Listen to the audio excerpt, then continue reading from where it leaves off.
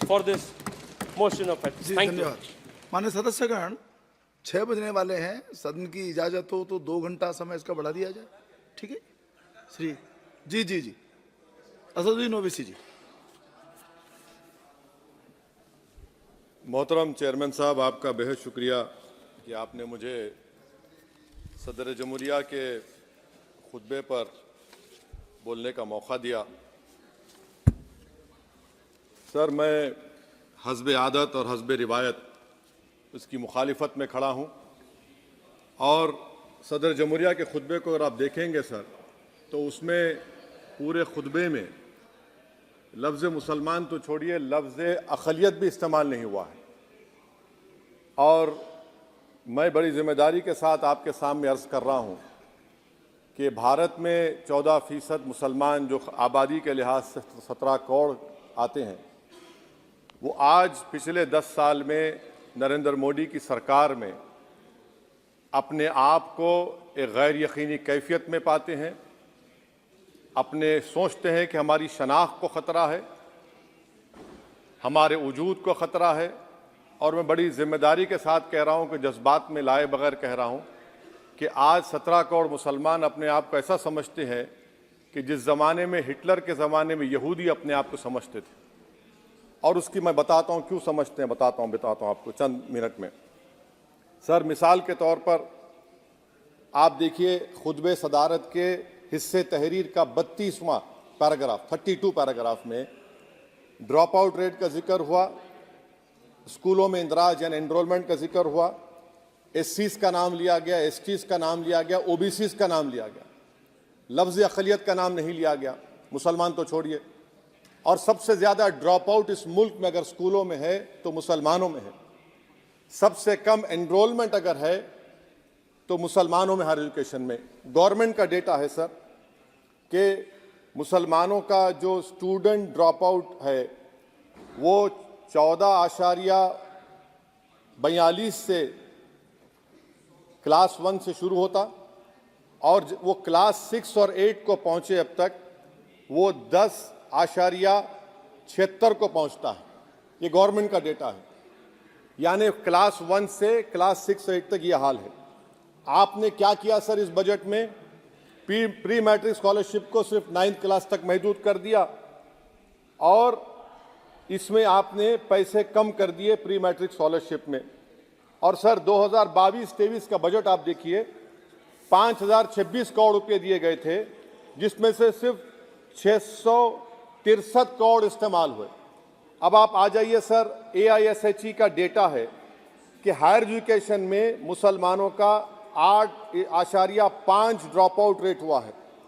2020-21 में गवर्नमेंट का डेटा बता रहा है कि 1,80,000 मुसलमान हायर एजुकेशन में नहीं है।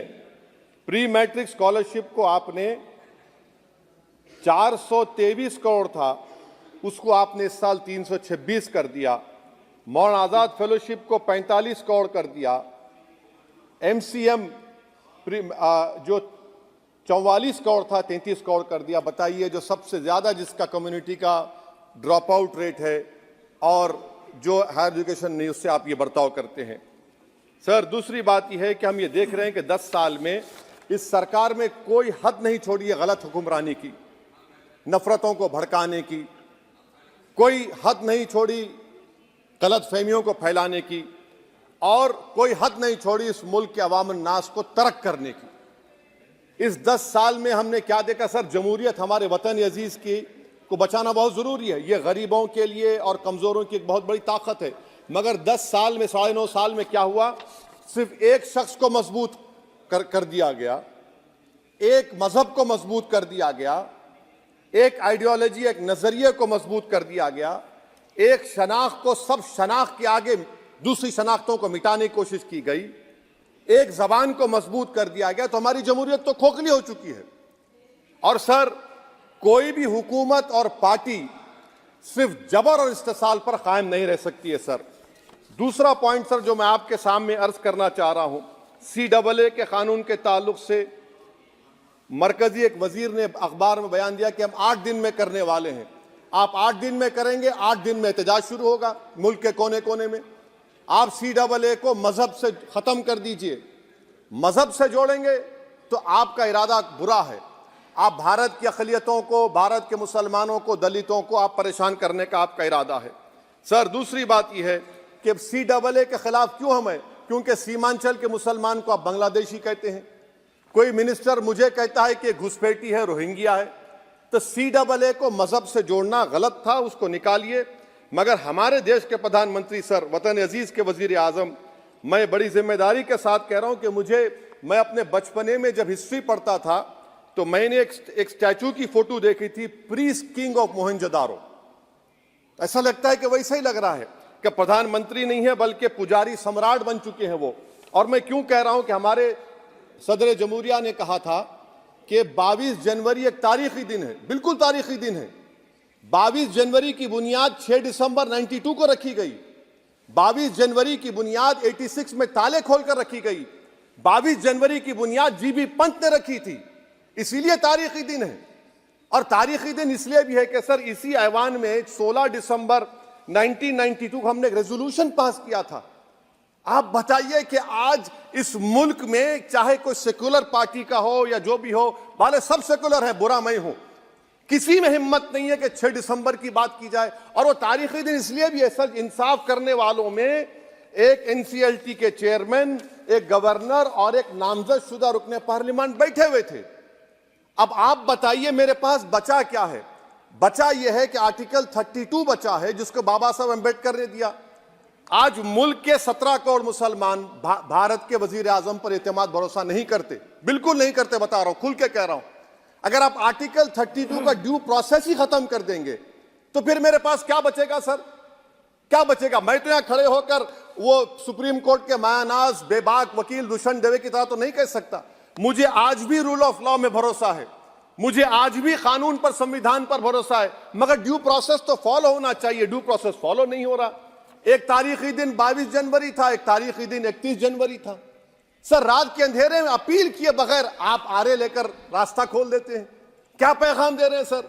600 साल की मेहरौली की मस्जिद को बगैर को नोटिस दिए आपने डिमोलिश कर दिया। मैं जिम्मेदारी के साथ कह रहा हूं कि भारत के प्रधानमंत्री और उनकी सरकार भारत के मुसलमानों से उनकी शनाख्त को छीनना चाहते हैं।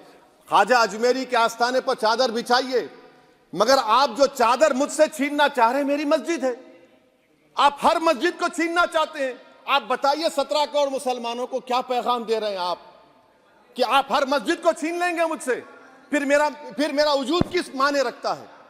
मेरा शनाख्त क्या माने रखता है? रूल ऑफ लॉ क्या माने? अच्छा, 1991 के प्लेसेस ऑफ वर्शिप एक्ट पर क्यों नहीं बोलते आप लोग? आप उस पर कायम है नहीं है। आप 500 साल की बात करते। मैं आपसे कहता हूं भाई, 500 साल पे मत जाइए, बौद्ध पे जाइए, जैनिज्म पे जाइए, शैविज्म पे जाइए, कहां रुकेंगे? अरे, इस देश को आजादी मिली 47 में, संविधान मिला हमको बाबा साहब अम्बेडकर का, बराबरी का। उससे पहले तो राजा रजवाड़े थे, जमहूरियत नहीं थी, लोकतंत्र नहीं था, मगर आप उसको उस बारे में लेके जाते। अरे 500 साल आगे क्या होगा बताइए? आप किसी एक सिविलाइजेशन, सर ऐसा अंग्रेजी में किसी ने कहा था, civilization can not be rewritten by hatred, history can not be corrected by demolition. आप ये नहीं कर सकते। और मैं उम्मीद करता हूं कि जब मौर्रिख तारीख लिखेगा, नरेंद्र मोदी इस मुल्क में तारीख लिखना चाहते हैं। क्या तारीख लिखना चाहते हैं? कि मैंने इस देश को, गांधी अंबेडकर के देश को मैंने हिंदू राष्ट्र बना दिया। मैं उम्मीद करता हूं कि हमारे भारत के हमारे हिंदू भाई देश के प्रधानमंत्री की सोच को नाकाम करेंगे। उन पर है, अब देखते हैं क्या होता है। सर, नेबरहुड फर्स्ट की पॉलिसी है। नेबरहुड फर्स्ट क्या हो रहा है सर? हम सोशल मीडिया के जरिए फॉरेन पॉलिसी चला रहे हैं। मालदीव छोटा मुल्क, वो हमको आंख दिखा रहा है, चीन की गोद में बैठ गया। हमारे लद्दाख में हमारे जो लोग जानवर को लेकर घास चराए जाते, वहां पर चीन की आर्मी आके रोक रही। बताइए, बांग्लादेश चीन की गोद में बैठा हुआ है। आप गैलेंट्री अवार्ड दे रहे हैं, क्यों दे रहे हैं? कि चीन बैठा हुआ है। तो आपका बफर जोन गया कहां भाई साहब? आपका बफर जोन तो कहां गया नहीं मालूम, गायब हो गया बफर जोन। और दूसरी बात सर, आप ये भी देख लीजिए कि यहां पर मैं आपको इंपॉर्टेंट पॉइंट ये बताना चाह रहा हूं सर। ये हम बोलते हैं India middle east economic corridor, कितना पैसा है बताइए? वो नहीं बताया जाता। अच्छा सर, सबसे तकलीफ दे बात मेरे लिए है कि भारत ने यूनेस्को का इलेक्शन पाकिस्तान से हार गया। हम पाकिस्तान से हार गए।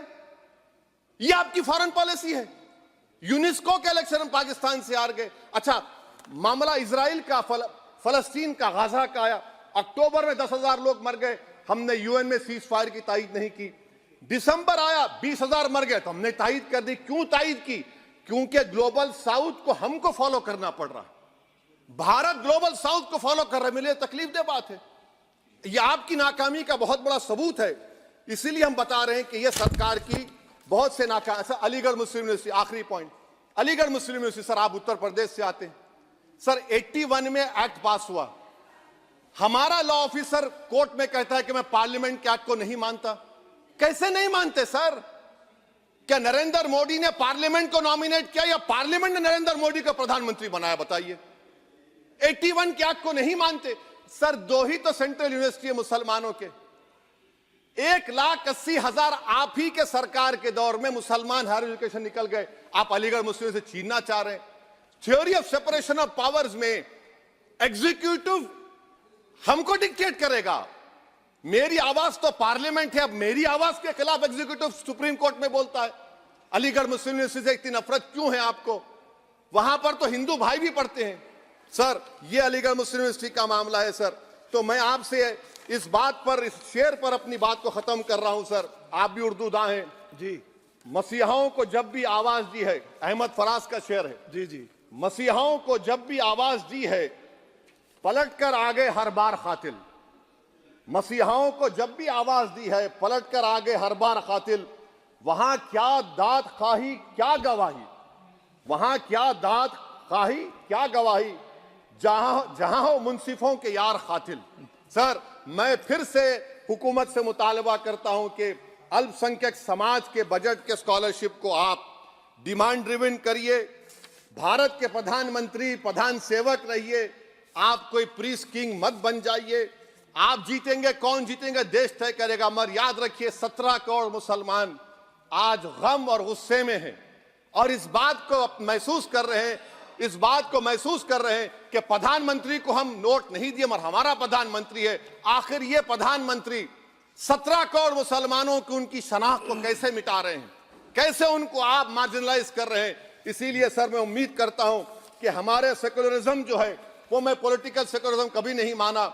जो सेकुलरिज्म संविधान में लिखा गया उसकी हिफाजत करेंगे। मुल्क अहम है, वरना याद रखिए, आप चुनाव जीते या हारे, मगर अगर आप 17 करोड़ एक जनता को आप गैर यकीनी कैफियत पैदा कर देंगे, ये देश के हित में नहीं होगा।